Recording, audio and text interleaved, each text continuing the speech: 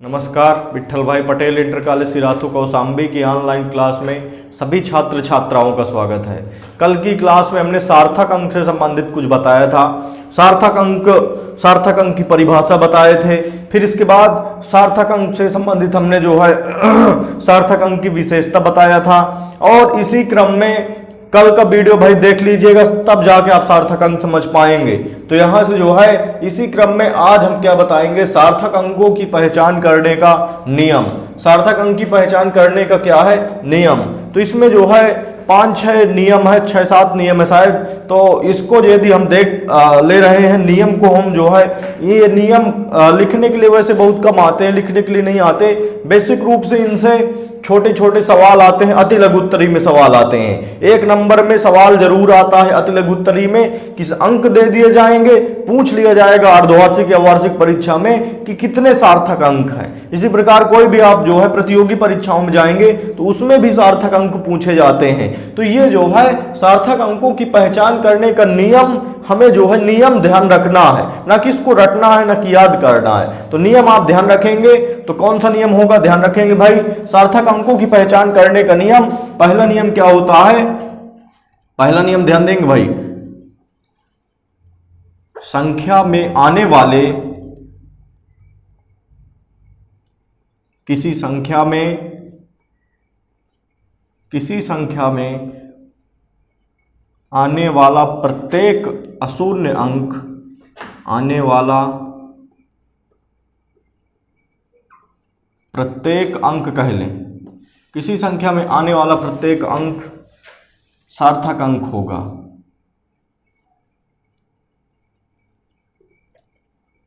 सार्थक अंक होगा। सार्थक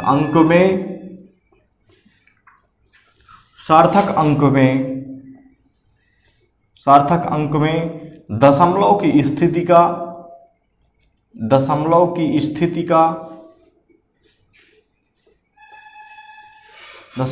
स्थिति का कोई प्रभाव नहीं पड़ता है। कोई प्रभाव नहीं पड़ता है। कोई प्रभाव नहीं पड़ता है। जैसे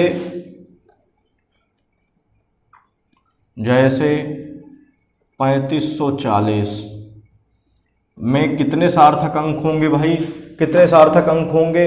अब यदि जो है यहाँ से 3540, अभी ये अगला नियम आएगा, यदि 3540 केवल रखा है तो इसमें जो है 3 सार्थक अंक होंगे।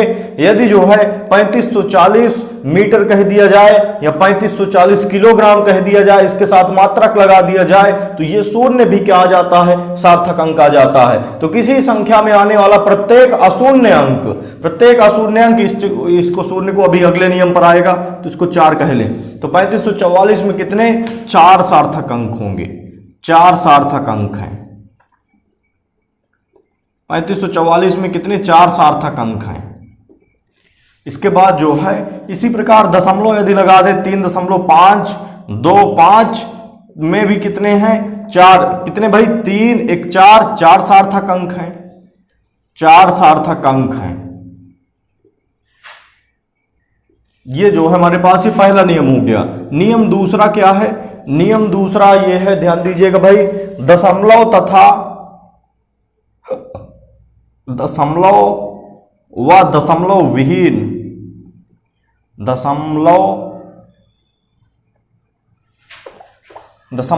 राशियों में, दशमलव व दशमलवहीन राशियों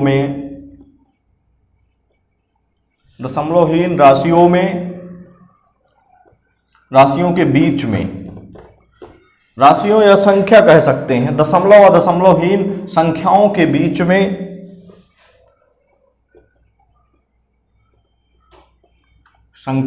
बीच में आने वाले शून्य भी, ध्यान दीजिएगा भाई सभी लोग। यहां से जो है दशमलव, ये पहला नंबर सभी की समझ में आ गया ना। पहला नंबर क्या कह रहा है, पहला नंबर कह रहा है किसी संख्या में आने वाला प्रत्येक अंक सार्थक अंक होगा। किसी संख्या में आने वाला प्रत्येक अंक सार्थक अंक होगा और अंक जो है सार्थक अंक में दशमलव की स्थिति का कोई प्रभाव नहीं पड़ता है। दशमलव अभी यहां है, दशमलव उठा के यहां रख दें तब भी क्या होंगे, सार्थक अंक उतने ही होंगे। दूसरा नंबर क्या है, दशमलव और दशमलवहीन संख्याओं के बीच में दशमलव, ये दशमलव वाली संख्या है 3.525 और दशमलवहीन संख्या कौन सी है, 3544, 3544 दशमलवहीन संख्या है। तो दशमलव और दशमलवहीन संख्याओं के बीच में आने वाले शून्य भी के बीच में, दशमलव और दशमलवहीन संख्याओं के बीच में आने वाले शून्य भी सार्थक अंक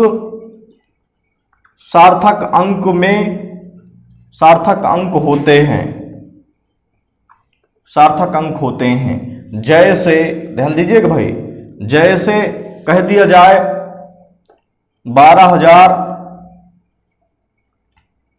इतना रखा हुआ है, 12,055 रखा हुआ है, तो यहां से कितने भाई, इसमें जो है ये एक संख्या है, ये एक दशमलवहीन संख्या है। दशमलवहीन का मतलब इसमें दशमलव नहीं लगा है, तो दशमलवहीन संख्या के बीच में एक शून्य आ रहा है, दशमलवहीन संख्या के बीच में एक शून्य आ रहा है, तो संख्याएं तो होंगी ही सार्थक अंक, ये शून्य भी सार्थक अंक हो जाएगा। तो अब कुल कितने सार्थक अंक हो गए, 2, 4, 1, 5 सार्थक अंक है। तो यहां से में कितने सार्थक अंक हैं भाई, 12,055 में 5 सार्थक अंक हैं, 5 सार्थक अंक हैं। अब इसके बाद जो है और देखिए भाई, यहां से जो है मान लीजिए आपके पास रखा है, यहां से जो है रखा है 12.305, इसमें भी जो है आपके पास कितना भाई, इसमें भी कितने सार्थक अंक होंगे, 3, 2, 5 सार्थक अंक होंगे। तो यहां से जो है, चूंकि हमने बताया था दशमलव व दशमलवहीन संख्याओं के बीच में आने वाले शून्य भी सार्थक अंक होंगे। दशमलव व दशमलवहीन संख्याओं के बीच में, ये बीच में शून्य आ रहा है, तो बीच में आने वाले शून्य भी क्या होंगे, सार्थक अंक होंगे। तो कितने होंगे भाई, 3, 2, 5 सार्थक अंक होंगे, 5 सार्थक अंक होंगे। अब इसके बाद चलिए आगे देखते हैं, तीसरा नंबर हमारे पास क्या है भाई, चलिए भाई तीसरा नंबर देखते हैं। यहां से तीसरा नंबर हमारे पास नियम क्या है, तीसरा नंबर नियम है दशमलवहीन संख्याओं,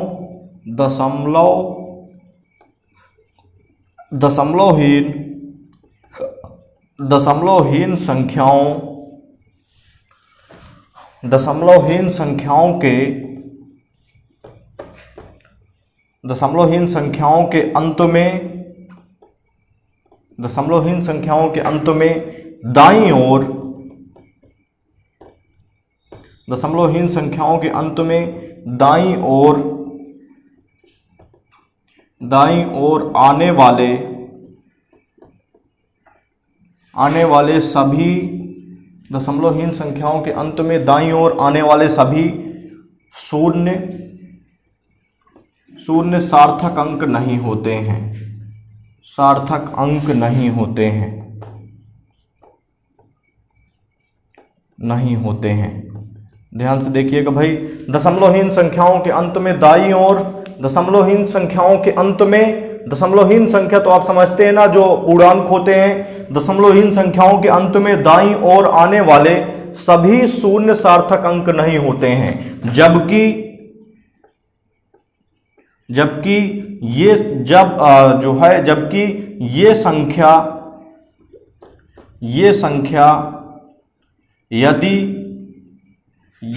संख्या यदि किसी निश्चित माप पर आधारित हो, किसी निश्चित माप पर आधारित हो, किसी निश्चित माप पर आधारित हो, किसी निश्चित माप पर आधारित हो, तो सभी शून्य, किसी निश्चित माप पर आधारित हो तो सभी शून्य सार्थक अंक के अंतर्गत होंगे, सार्थक अंक होंगे।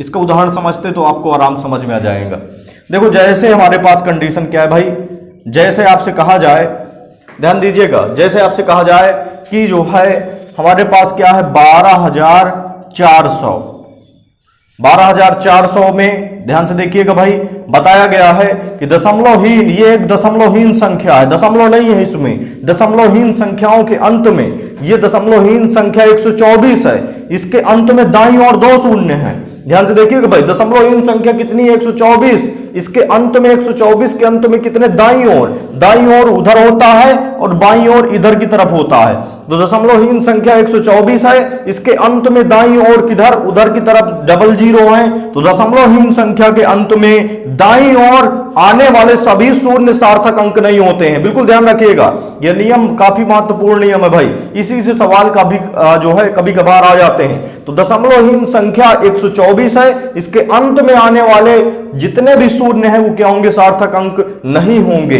अर्थात 12,400 में ये दोनों शून्य सार्थक अंक नहीं होंगे, केवल संख्या होगी आपकी कितनी? 3 सार्थक अंक होंगे, 3 सार्थक अंक होंगे।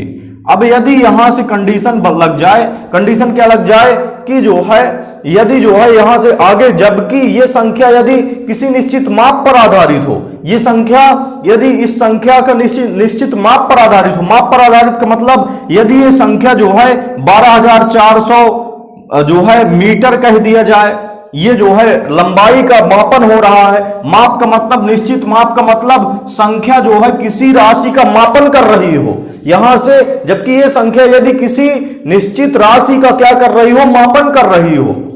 ये जो संख्या है किसी भी राशि, किसी भी भौतिक राशि का मापन कर रही हो। यहां तो लंबाई का मापन किया तो मीटर आया, यदि द्रव्यमान का मापन करती तो 12,400 किलोग्राम हो जाता, यदि बल का मापन करती तो 12,400 न्यूटन हो जाता, यदि धारा का मापन करती तो 12,400 एम्पियर हो जाता। तो यदि ये संख्या जो है, यदि संख्या में मापन नहीं है, संख्या मापन नहीं कर रही है किसी का, तो अंत में आने वाले शून्य सार्थक अंक नहीं होंगे। यदि संख्या किसी भी भौतिक राशि का मापन कर रही है, संख्या जो है किसी भी भौतिक राशि का मापन कर रही है, तो उसमें जितने शून्य होंगे, संख्याओं के आगे जितने शून्य होंगे वो भी सार्थक अंक होंगे। तो यहां से यदि मीटर है तो कितने भाई? सभी शून्य भी सार्थक अंक होंगे। तो 12,400 मीटर हो गया, तो कितने? 3 2 5 सार्थक अंक होंगे, 5 सार्थक अंक होंगे, 5 सार्थक अंक होंगे। चलिए एक नियम और बचा है भाई, एक नियम और देख ले रहे हैं, फिर इससे संबंधित कुछ सवाल देखेंगे और इसके बाद अगली क्लास जो बनेगी इसमें छोटे छोटे क्वेश्चन आते हैं पहचान करने के लिए, सार्थक अंकों की पहचान करने के लिए। तो इसमें केवल एक ही क्लास लगाई जाएगी और यदि आपको दिक्कत हो रही है तो फिर जो है बताएंगे आगे, तो फिर उसको क्लियर कर दिया जाएगा। और कल से फिर अगली क्लास में भाई शुरू करेंगे। कल से क्या शुरू करेंगे? हमने बताया था कि जो है आपकी 11वीं फिजिक्स और 12वीं फिजिक्स में आपका अवकलन और समाकलन जो है एक गणित में आता है पोर्शन। जो गणित लिए उनके लिए तो ठीक है, जो जीव विज्ञान लिए उनके लिए जो है अवकलन समाकलन भौतिक गणित को पढ़ाना बहुत जरूरी है। आप किताबें उठाएंगे तो उसमें एक चैप्टर मिलता है भौतिक गणित, वो उससे क्वेश्चन आते नहीं है, बिल्कुल ध्यान दीजिएगा। न तो अर्धवार्षिक में एक भी क्वेश्चन उसका रहता है, न वार्षिक में क्वेश्चन रहता है, लेकिन पढ़ाना बहुत जरूरी है भाई, क्योंकि उससे जो है अवकलन और समाकलन का यूज 11वीं के डेरिवेशन में होता है, फिजिक्स के डेरिवेशन में, और 12वीं के भी डेरिवेशन में होता है। तो कल से भाई अवकलन समाकलन या भौतिक गणित शुरू करेंगे। तो चौथा नंबर क्वेश्चन जो है नियम देखते हैं। तो देखिए भाई चौथा नंबर जो नियम है हमारे पास, चौथा नंबर नियम क्या कह रहा है, ध्यान से देखिएगा।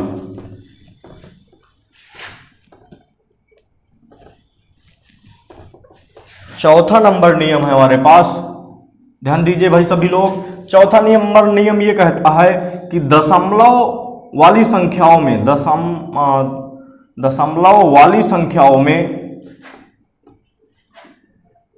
दशमलव के बाद आने वाले अंकों के दशमलव के बाद आने वाले अंकों के दशमलव के बाद आने वाले अंकों के दाईं ओर, दशमलव के बाद आने वाले अंकों के दाईं ओर आने वाले शून्य सार्थक अंक होते हैं, सार्थक अंक होते हैं। जैसे ध्यान दीजिएगा, इसको भी समझा रहे हैं। जैसे हमारे पास रखा हो 12.3400 और एक संख्या है 12.00567। इसके बाद जो है एक संख्या यदि रखी हो 12.3056। तो अब इसमें जो है सार्थक अंक देखेंगे भाई, ध्यान दीजिएगा। जो नियम क्या कह रहा है, दशमलव वाली संख्याओं में दशमलव के बाद आने वाले अंकों के, दशमलव वाली सभी संख्या दशमलव वाली हैं। अब दशमलव वाली संख्याओं में दशमलव के बाद आने वाले अंकों के दाईं ओर, दशमलव के बाद अंक क्या है, 3 और 4 अंक है। तो दशमलव वाली संख्याओं में दशमलव के बाद आने वाले अंकों के दाईं ओर, अंकों के दाईं ओर क्या होगा भाई, सभी शून्य क्या होंगे, सार्थक अंक होंगे। तो इसमें जो है कितने सार्थक अंक होंगे, 2 2 4 2 6 सार्थक अंक होंगे, 6 सार्थक अंक। ध्यान दीजिएगा भाई, 6 सार्थक अंक। और इसके बाद इसमें जो है जो ये है हमारे पास 12.00567। तो दशमलव के बाद जो शून्य आते हैं, सदैव ध्यान रखें, दशमलव के बाद कोई संख्या नहीं है, डायरेक्ट शून्य आ गया तो ये शून्य सार्थक अंक के अंतर्गत नहीं होंगे। तो कितने सार्थक अंक होंगे, 3 2 5। तो इसमें कितने सार्थक अंक होंगे, 5 सार्थक अंक, 5 सार्थक अंक। अब इसके बाद यहां से जो है, अब इसमें कितने सार्थक अंक होंगे भाई, इसमें जो है हमारे पास सीधा इसमें 2 2 4 2 6। चूंकि ये पहला नियम के, दूसरा नियम के अंतर्गत था कि दशमलव और दशमलवहीन संख्याओं के बीच में, दशमलव और दशमलवहीन संख्याओं के बीच में यदि कोई शून्य आ रहा है तो वो भी किसके अंतर्गत होगा, वो भी सार्थक अंक के अंतर्गत होगा। तो 2 2 4 2 6 सार्थक अंक, तो 6 सार्थक अंक होंगे। इन सारे नियमों को भाई नोट कर लीजिए, बिल्कुल इन सारे नियमों को नोट कर लीजिए और इनको जो है एक एक बार रिवाइज कर लीजिए। पहला नियम क्या था हमारा, पहला जो नियम था, पहला नियम था हमारे पास सभी जो अंक हैं, जो है जो किसी संख्याओं के जितने अंक हैं, जितने अशून्य अंक हैं, वो सारे क्या होंगे भाई, सार्थक अंक के अंतर्गत होंगे। और सार्थक अंकों में दशमलव की स्थिति का कोई प्रभाव नहीं पड़ता है। और दूसरा नंबर क्या था, दूसरा नंबर था हमारे पास दशमलव और दशमलवहीन संख्याओं, दशमलव और दशमलवहीन संख्याओं के बीच में यदि कोई शून्य आ रहा है तो वो शून्य भी सार्थक अंकों के अंतर्गत रखा जाता है। उसका उदाहरण ये था। और तीसरा जो नियम था, तीसरा नियम क्या था भाई, तीसरा नियम यह था कि दशमलवहीन संख्याओं के अंत में दाईं ओर, जैसे हमारे पास रखा जाए 13,400, ये जो है ये दशमलवहीन संख्या है 134, इसके अंत में दाईं ओर, दशमलवहीन संख्याओं के अंत में दाईं ओर आने वाले शून्य सार्थक अंक के अंतर्गत नहीं होते हैं। जबकि यदि ये संख्या किसी निश्चित मापन को व्यक्त कर रही हो, यदि ये संख्या किसी निश्चित मापन को व्यक्त कर रही हो, मीटर को व्यक्त कर रही हो या किलोग्राम को व्यक्त कर रही हो या न्यूटन को व्यक्त कर रही हो, तो आने वाले शून्य भी सार्थक अंक होते हैं। और चौथा नियम है हमारे पास दशमलव वाली संख्याओं में दशमलव के बाद आने वाले अंकों के, दशमलव वाली संख्याओं में दशमलव के बाद आने वाले अंकों के दाईं ओर आने वाले शून्य सार्थक अंक होते हैं। और यदि दशमलव के बाद डायरेक्ट शून्य है, दशमलव के बाद डायरेक्ट शून्य है, तो वो शून्य सार्थक अंक के अंतर्गत नहीं होते हैं। चलिए सार्थक अंक से संबंधित कुछ होमवर्क दे दिया जाए और ये क्लास यहीं से समाप्त होगी। और कल की क्लास में जो है, कल की क्लास में भाई भौतिक गणित शुरू किया जाएगा, जो कि बहुत महत्वपूर्ण है आगे आने वाले डेरिवेशन के लिए। तो देखिए भाई, ये हमारे पास जो है कितने 6 क्वेश्चन हैं। पहले में सार्थक अंक बताना है, दूसरे में भी कितने सार्थक अंक होंगे, तीसरे में, चौथे में, पांचवें में, छठवें में, सभी में सार्थक अंकों की संख्या बताना है। तो ये जो है, जो घात है, घात सार्थक अंकों के अंतर्गत नहीं होते हैं। सदैव के लिए ध्यान रख लीजिए कि किसी भी संख्या में यदि घात लगी हुई है, किसी संख्या के गुणे में घात लगी हुई, घात वाली संख्या 10 की घात में है, तो सार्थक अंकों के अंतर्गत नहीं होगी। इनमें सभी में सार्थक अंक बताना है। और बाकी कल की क्लास शुरू करेंगे भाई, कल की क्लास भौतिक गणित शुरू करेंगे।